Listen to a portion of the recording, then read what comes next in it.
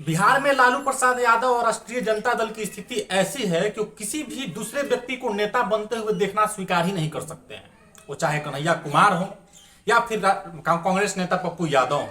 आपको याद होगा जब कन्हैया कुमार सीपीआई के टिकट पर चुनाव लड़ रहे थे बेगूसराय से 2019 में, तब भी राजद ने कन्हैया कुमार को नहीं जीतने देने के लिए पूरा जतन लगा दिया था। और इस बार भी जब कांग्रेस और राजद का गठबंधन है, जब लालू प्रसाद यादव का कांग्रेस पार्टी के साथ गठबंधन हुआ है, इंडिया नाम से गठबंधन बनाया गया है कई दलों को मिला करके, और पूर्णिया लोकसभा सीट जहां पर सबसे अधिक गहमा गहमी चल रही थी कि वहां से पप्पू यादव पहले से ऐलान कर दिए थे कि चुनाव लड़ेंगे। कांग्रेस की डिमांड रही थी कि गठबंधन में पूर्णिया सीट कांग्रेस के खाते में ही चाहिए, वहां से हमारे पास सबसे मजबूत कैंडिडेट पप्पू यादव हैं। उस सीट पर लालू प्रसाद यादव ने, जदयू की एमएलए थी एक बीमा भारती, उनको अपनी पार्टी में शामिल कराया और उनको अब राष्ट्रीय जनता दल से पूर्णिया से टिकट दे दिया गया है, सिंबल दे दिया गया है अब ऑफिशियल रूप से। अब आप समझिए कि लालू प्रसाद यादव की स्थिति यह है कि वो चाहते हैं कि किसी भी दूसरे पार्टी का कोई भी नेता बड़े लेवल पर उभर करके बिहार के भीतर से राष्ट्रीय स्तर पर जाए नहीं। वो चाहे कन्हैया कुमार हो चाहे पप्पू यादव हो, सबका रास्ता रोकने का ठेका ले लिया है लालू प्रसाद यादव ने।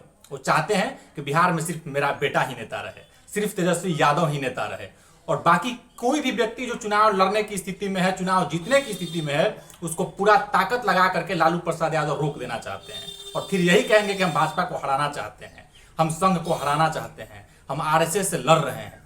पूरे बिहार को पता है कि पूर्णिया में पप्पू यादव पिछले कई महीनों से लगातार जमीन पर जाकर के ग्राउंड पर मेहनत कर रहे थे, लोगों से मिल रहे थे, लोगों के दुख सुख में शामिल हो रहे थे, और अचानक से लालू प्रसाद यादव ने बीमा भारती जो जदयू में थी उनको अपनी पार्टी में शामिल कराया।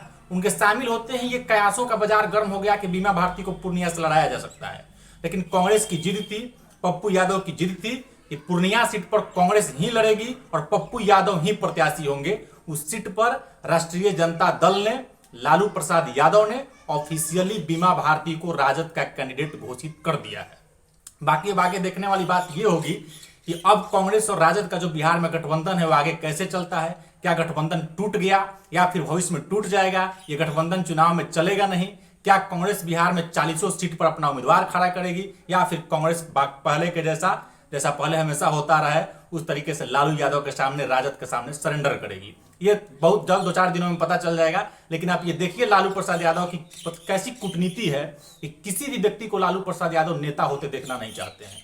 अब उनका बेटा काबिल है नाकाबिल है इस बात से उनको कोई मतलब नहीं है। उनका बेटा हर काम में फेल हुआ है, इसके बावजूद वो चाहते हैं कि बिहार में सिर्फ उनका बेटा ही नेता रहे।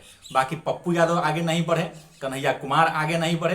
पहले कन्हैया कुमार को रोका गया, इसके बाद इस चुनाव में पप्पू यादव पूर्णिया में मजबूत कैंडिडेट थे, उनका रास्ता रोकने का प्रयास लालू प्रसाद यादव कर रहे हैं। बाकी गठबंधन की स्थिति क्या रहती है ये 2-4 दिनों में मुझे लगता है कि बहुत जल्द स्पष्ट हो जाएगा।